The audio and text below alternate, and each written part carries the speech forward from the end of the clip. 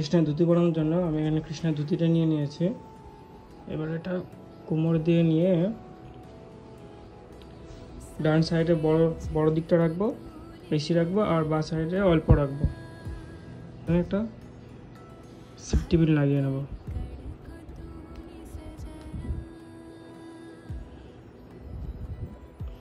প্রথমে দিকটা ছেড়ে দিয়ে ছোটো দিকটা নেব।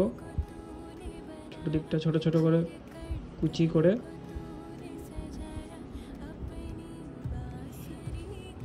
ডান পায়ের ভিতর দিয়ে নিয়ে পিছনে নিয়ে যাব। পিছনে নিয়ে যাওয়ার পর এটাকে এখান দিয়ে বুঝে দেবো।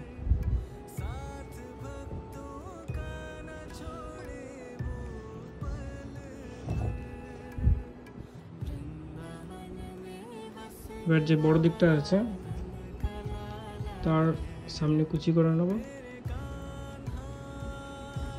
এবার এই কুচিটা এখানে ইন করে দেবো।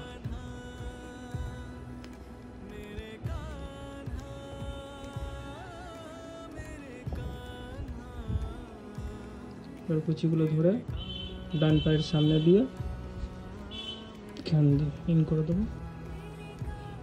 ব্যাস, খুব সহজেই ধুতি পরানো কমপ্লিট।